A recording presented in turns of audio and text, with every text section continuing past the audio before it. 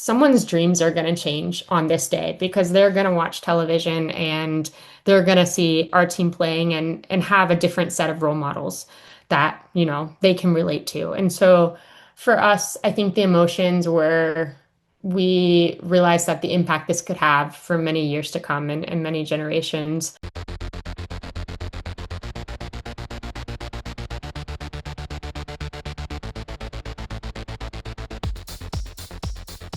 Welcome back to a very special episode from the women's game where today I'm sitting down with a captain of the Deaf US Women's National Soccer Team, a three-time world champion, and a four-time Deaflympic gold medalist.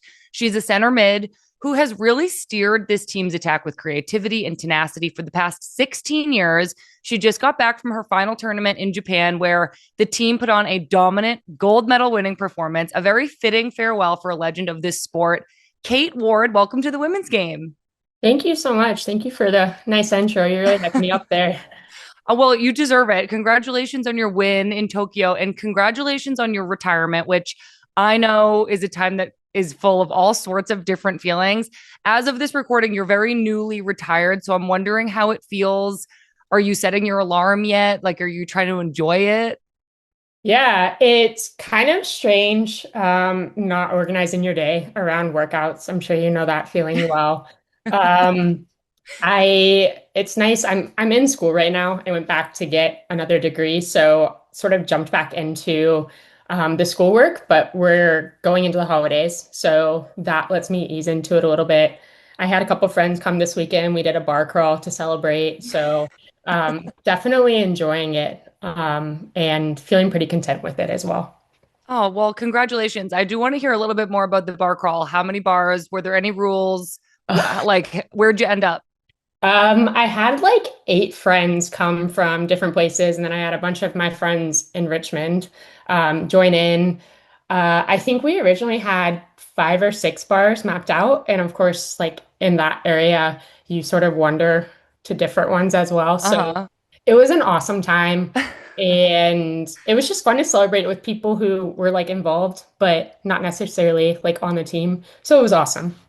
Yeah, I feel like celebrating with the group that has really supported you throughout the whole journey is really, really special. I had kind of like a semi-private retirement party when I retired, and it felt really good to spend that time with the people who like traveled to my games and watched me grow up playing. So that sounds like it was really special. I know that you also just received US Soccer's Social Impact Award. It was presented to you at the last US Women's Game in Florida in December.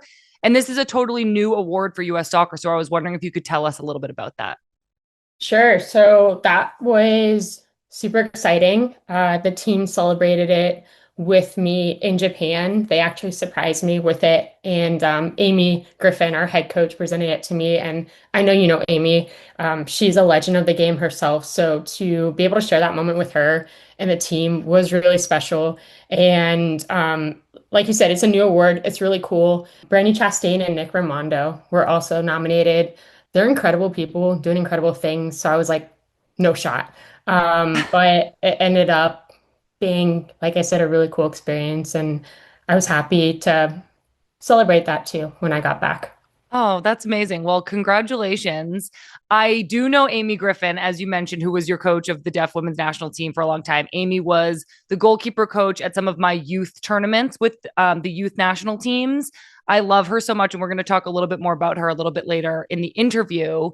You're actually the first member of the Deaf US team to join us here on the women's game. Your team has so much history, such a great culture, and I want to learn more about your journey. But starting just with you, when you were a kid growing up in Atlanta, I know you started playing soccer when you were 4. What's your first soccer memory? Geez, we're going a ways back, Sam. Yeah. I would say, so my dad was my coach growing up, so I just remember sharing a lot of memories with him. I was obsessed with soccer. I was the kid who was waking up at 6 a.m. for like afternoon games and waking my parents up. And I'm like already in my uniform, like, let's go. Um, so I would say that's sort of my first memory is those special moments with my dad. Oh, I love that. I know one of my earliest soccer memories, I played like I was around the same age and it was just the little kindergarten league. And I remember that they used to bring us munchkins from Dunkin' Donuts after the little games. And I joke that I like just fell in love with soccer because I associated it with having munchkins after. But I can it's so appreciate special. that. Yeah, I know. It's so special to share those early memories with your family. My parents and my older sister were really influential in me learning to love the game as well. I know that when you were 6, you learned that your hearing was deteriorating. And obviously, we know now that that didn't keep you from playing soccer. But as a kid, do you remember your relationship with the game changing? Yeah, so I think soccer for me was always a place where I was really able to feel like everyone else. And so I don't think I realized the significance of that until I was older, until I played on the deaf team and sort of thought about that. But I do remember like when I lost my hearing, I had hearing aids growing up. I got those when I was 4 years old, and they worked quite well for me. And then when I was 6, was walking down the hallway one day and realized that they weren't working very well. So went back to an ear doctor, lost all the hearing I had in a month. And so I got a cochlear implant, which basically stimulates hearing. And so that sort of allowed me to live in the hearing world, go to hearing schools, have hearing friends, play on hearing soccer teams. And so for me, soccer was always just an escape. It's where I felt normal. It's where my ability was seen more than my disability. So it's always just been about it being a level playing field for me. Yeah, I mean, that makes so much sense and not to, over relate everyone's experience to that at all, because obviously I don't understand what it's like to be deaf. But I think finding soccer, finding sports as the place where you can feel like everybody else and feeling so accepted there is so universal and such an amazing feeling. I am curious, and forgive me for not knowing more about it. Is a cochlear implant permanent, or is it something you have? Do you take it in and out? Do you update it? The implant itself is permanent, but there's an outer part that's a hearing device, and you can take that on and off. And so, the way I sort of describe it sometimes is I have to try to hear. For other people, it's sort of just like it's a natural process. It's coming into you. For me and for others like me, I'm constantly figuring out what was said and like things like that. So at times it can be overwhelming. And so a lot of times when I'm home, I'll just like take it off, throw it somewhere. I lose it quite often. I actually was like, oh God, don't lose it today, Kate. So yeah, there's been times when I've, yeah, really lost it for long periods of time, like Oh overnight, no. where I had to stop looking. I'm like, okay, you need to stop freaking out. Like, you'll find it tomorrow. I am definitely like a lot of my teammates are not like that. So I will say they're a little bit more responsible than me. But yeah, so short answer to your question, it can come on and off. Okay. All right. Thank you for answering that. So you said you played on hearing soccer teams, you went to hearing schools. Do Mhm. you remember when you first learned that there was a US deaf soccer team? And to be clear with everybody listening, the team at this time was not officially a part of US soccer. So how did you hear about it? When I was 12 years old, I was playing in State Cup back in like the days of Region Premier League. So we had State Cup that year, and I was 12, and a deaf coach, a deaf men's national team coach, saw me play, and he went up to my coach and he was like, "Hey, I see that she has a hearing device. I think she'd be a good candidate for the team. Can you chat with her about it?" And so he came up to me, and my first reaction was like, I don't understand. Like, I'm not deaf. Like, what do you mean? Because for me, being deaf was someone who didn't wear hearing devices, someone who used ASL, someone who didn't use spoken English, because I had never had contact with the deaf community before.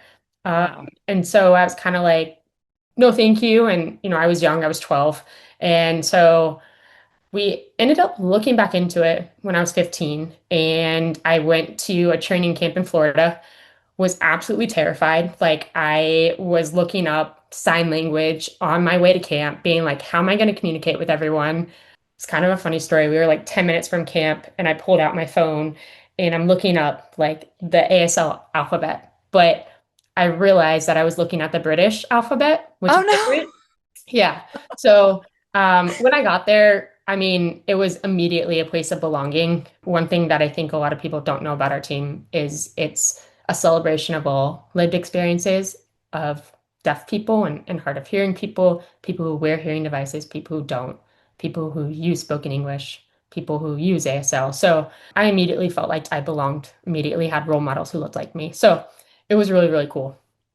That's amazing. Could you also just share with us, is there any difference between deaf soccer and hearing soccer? We have to take our hearing devices off when we play. Those who wear hearing devices, it's considered an advantage to be able to hear, whether it's the opponent coming up behind you or someone yelling at you, your coach giving instructions. That's an advantage. So there are international rules where you have to have a certain level of hearing loss in order to qualify for the team. When we get to these events, we have to do hearing tests in the same way that like you do drug tests, Mm-hmm. to make sure that you qualify. And there's typically people who, are closer to it than others. And then there's people like me, I can't hear anything when I take my hearing device off. But yeah, it's kind of interesting. Different levels of hearing loss, I would say, as well.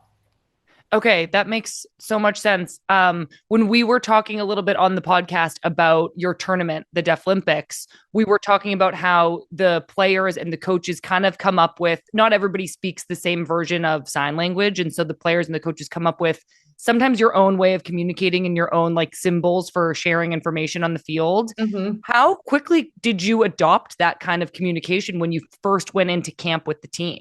Some of those signs are sort of the brainchild of Amy and Joy. They really dove into deaf culture, and it's not to say that the coaches we had previously didn't. But I would say when I first joined the team, I didn't really understand the value of, I guess, not value, but the experience of learning ASL was not something I felt I needed to do necessarily, or didn't feel like I had the skills to do.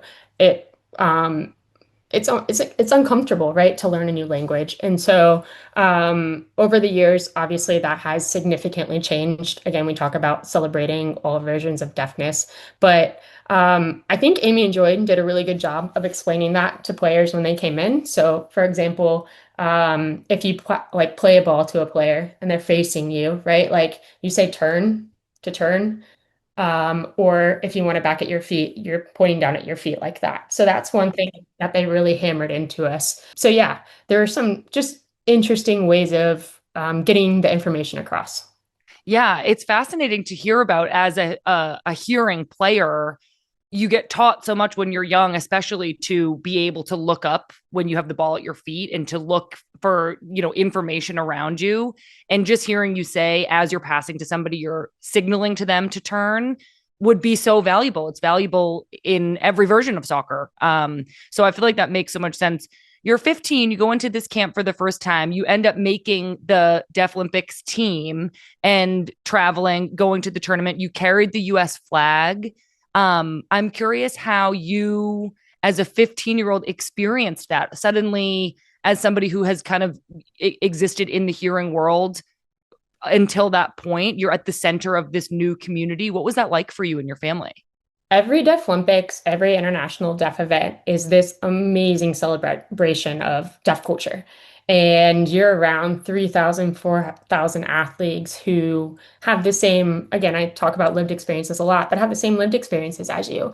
And you think about sign language, it varies from country to country, right? So there's also international sign language, which so when you're talking to other individuals from other countries, you're using a variety of signs to see sort of like what sticks, right? And so I think for me, it was again just like this amazing feeling of, wow, I've really found my place. And I've really found a place where my differences are celebrated.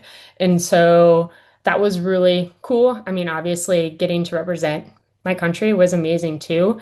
I don't think I understood the magnitude of that moment though, and what that journey was going to be for me. So, my parents, we didn't utilize sign language growing up. So when they were coming into, the deaf the Team USA hotel, they're like, oh wow, for the first time in our lives, like we're in your shoes because everyone else is signing or communicating differently, and now we're the ones, the odd ones out. So that was pretty interesting too.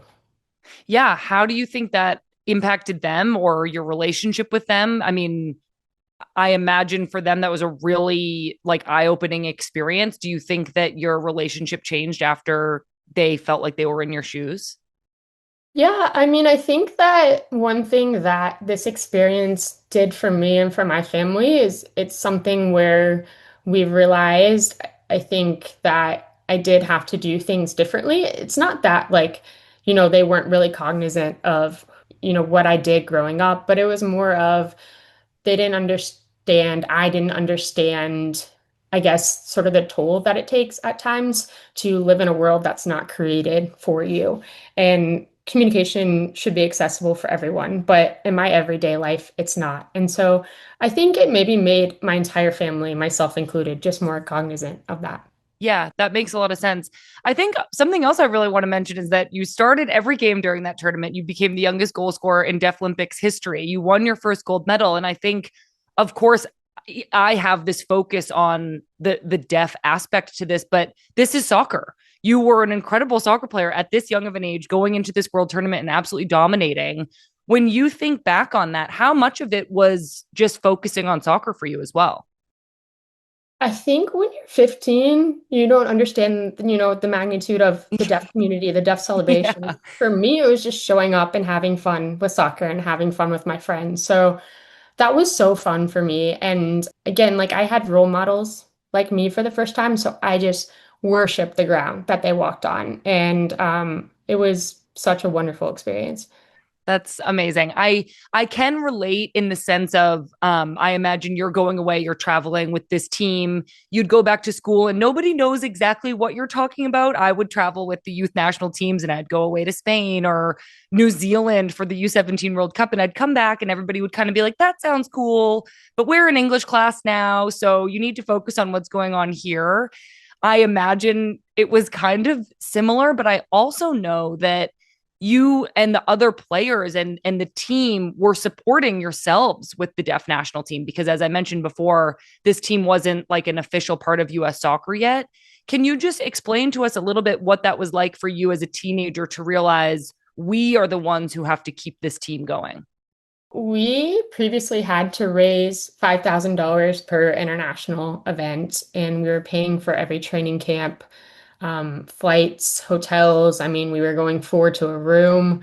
And so it was an interesting experience at times. We stayed in some really interesting places, but I think we also when I've reflected on this over the last couple of weeks, because I think a lot of people have asked me questions similar to that, did I understand the platform that we were going to have to make the game better for the next generation of deaf individuals? No, not at the time. For me, like, again, it was just about being in a place with people who understood exactly who I was, what I went through on a daily basis, because they sort of, not sort of, they became my best friends. And so, um, again, like I just think there was not really an understanding of what we were going to be able to accomplish it, and it's been really cool to sort of going on that journey. That makes so much sense. I wonder as well if the what it took from you all to keep the team going, if that just fueled your desire to keep winning. I mean, this team has been so dominant for so many years. You've never ever lost a single game, but how did the idea that you had to fight for every single thing kind of inspire you to be like, well, we want to keep this up and keep winning? How does winning contribute to that? Yeah, I mean, I think we always felt really responsible for um, our performance on the field in the sense of we understood that that would grow our platform. And so every time we won, it wasn't just about um, the medal or the celebration. It was about, okay, now we have something else that we can use in our fight for funding and our fight to get US Soccer to fund us or to create a program for us. So for us, it was maybe more about the platform at times than the actual win. Yeah, it feels so familiar, and it makes me wish that when I was a member of the hearing US women's national team that we had more of a relationship with your team, Hmm. because so much of what you're saying is resonating with me and what we felt at the time, that when you're asking for more, winning is something that really, really like supports your initiative and your message. I feel like that attitude of, demanding attention and respect sounds even like the early days of the US women's national team. And I think that's something that head coach Amy Griffin, who you've mentioned, and then assistant coach Joy Fawcett really brought to your team. They were both members of the hearing team when that team won its first ever World Cup in the 90s. And they recognized that same struggle then that you faced, that our hearing US women's national team faced, and wanted to, in a different way, elevate women's soccer and, provide more of an equal playing field. I want to hear a little bit more about Amy and Joy. I know they joined the US Deaf team as coaches in 2016. They also just retired in Tokyo after your last tournament. Talk to me about how when they joined, they really changed the team. Well, first of all, I think everybody knows of Amy and Joy, like they're legends, right? And Sam, we absolutely fangirled over them for like a whole year. We told them this recently. We were like, I don't think you guys realize how much we fangirled over you. But when they joined, it was a change, like a turning point for us, right? I think that we had these incredible legends of the game who were now willing to join this fight, and not only that, like they truly embraced deaf culture and what the team stood for, and for them, they also are best friends, and so I think this was really, really fun for them, and they were like, we feel like we're back in the late 80s, early 90s fighting for this again, so that was kind of cool to hear them talk about that and reminisce. And, I think sometimes you meet your, I guess, heroes, like your childhood heroes, and they don't really live up to expectations, but they have surpassed everything. Like they're just incredible human beings. I mean, I've known them for almost 10 years now, and I still think the world of them. Oh, I I mean, I agree. I know Amy really well. I've met Joy a handful of times. Amy is just like one of the absolute best people that I know, and it's been incredible to witness this journey kind of through her eyes and in conversations I've had with her over the years. You mentioned early on at the beginning that when they joined the team, they're the ones who kind of adopted or helped establish this internal team language and communication. Is that like what you mean when you were saying you would give this turn signal? Was that one of the things that they wanted to introduce? Yeah, so something that they thought about a lot was that, again, everyone communicates a little bit differently. Everyone's not going to know ASL. So their thought was, how can we create signs that we're quickly able to use on the field. So I guess that's sort of what I mean, where they jumped right in. And just to be clear, like we're not running with the ball and like signing at the same time. Like I think that's a misconception people have. That would Okay. be insane. If anyone figures that out, let me know. But yeah, they sort of came up with other signs that we could use pretty quickly and regularly, and something that they felt comfortable with and we felt comfortable with. Okay, that's amazing. The team is growing. You're still dominating again, never lost a game. You're winning by big margins. You're taking home more gold medals. I want to hear more about um, this idea of not being recognized by US soccer. At what point do you remember that becoming the goal to become an official team within US soccer? I think it probably started to be discussed before, Amy and Joy joined. So maybe around 2012, 2013.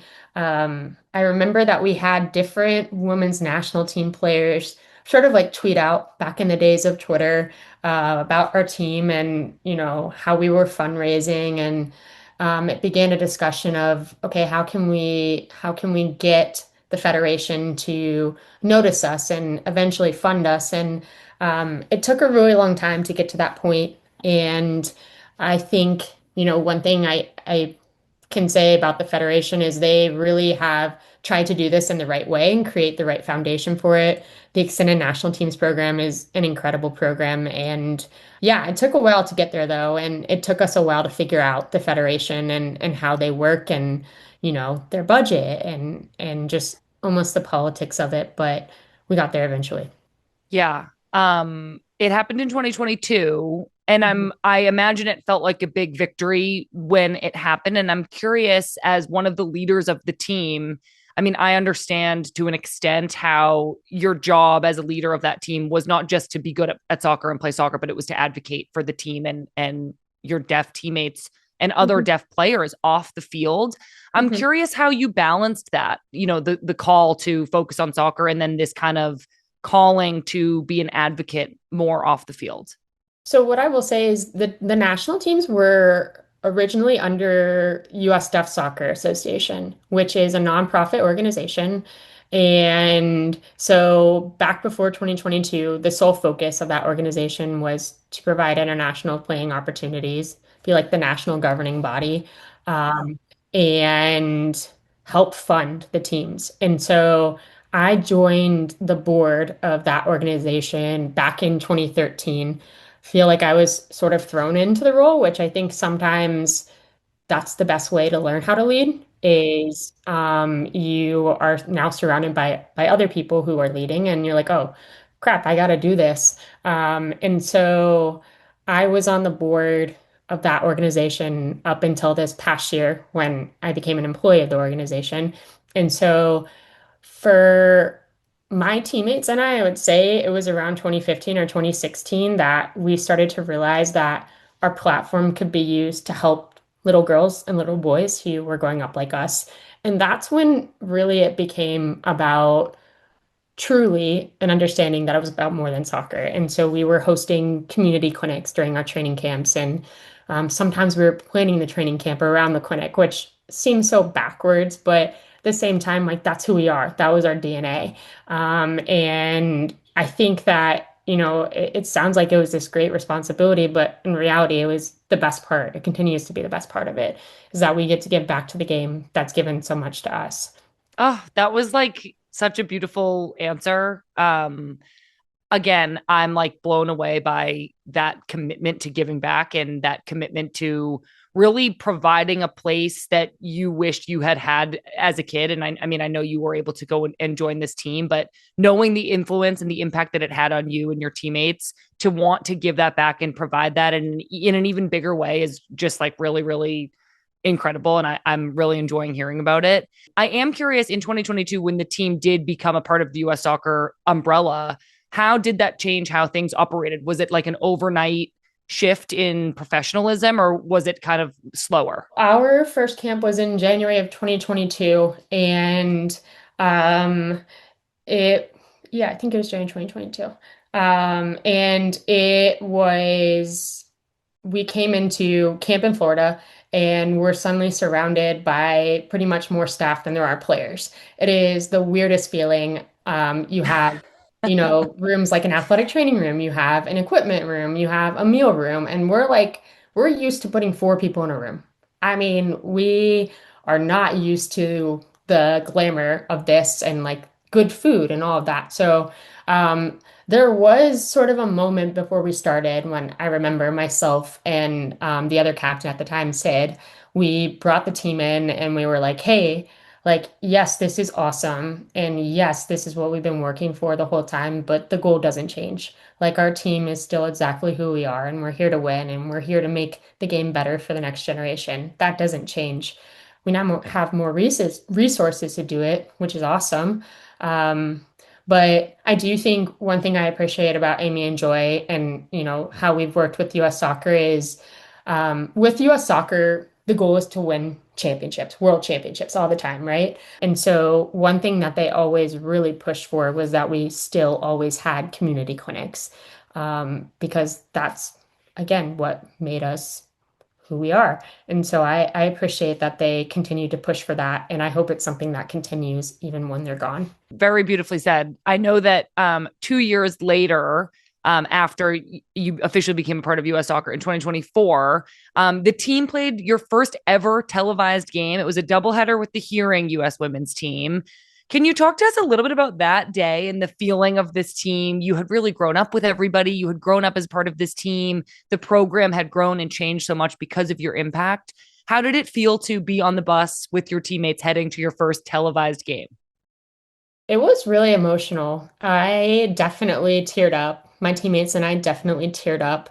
Um, and I think, again, I feel like I'm talking so much about, the recognition of the impact for little girls and boys like us, but I think there was like, wow, like someone's dreams are going to change on this day because they're going to watch television and they're going to see our team playing and have a different set of role models that, they can relate to. And so for us, I think the emotions were we realized that the impact this could have for many years to come and many generations. But it was really obviously really cool too, right? Like it's all the bells and whistles and we got to interact with the hearing team, which was fun. And it was just really cool. Even, the players who walked out with us, the children, they also were deaf and hard of hearing. And so it was just this really wonderful celebration, I think, of the legacy and the future. That's amazing. So I know this year you made the decision to retire, but you had one more Deaflympics with some of your teammates, Emily Spreeman and Sydney Andrews. Mhm. You all went on another trademark incredible performance at that tournament. You beat Australia, Great Britain, Japan. You didn't allow a single goal against you on your way to a gold medal. I'm curious how the knowledge of you and your teammates' retirements kind of affected the tournament. Did it change the tone at all?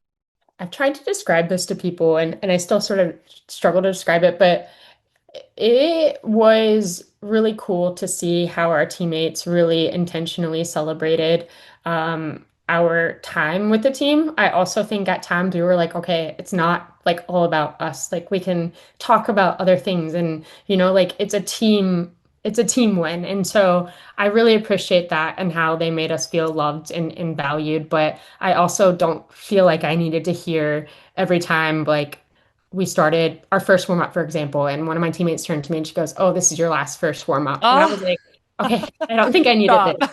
Right? So it was moments like that, and also moments where, we really were just trying to take it in and enjoy it and enjoy our time with the team and our teammates. Yeah, that's amazing.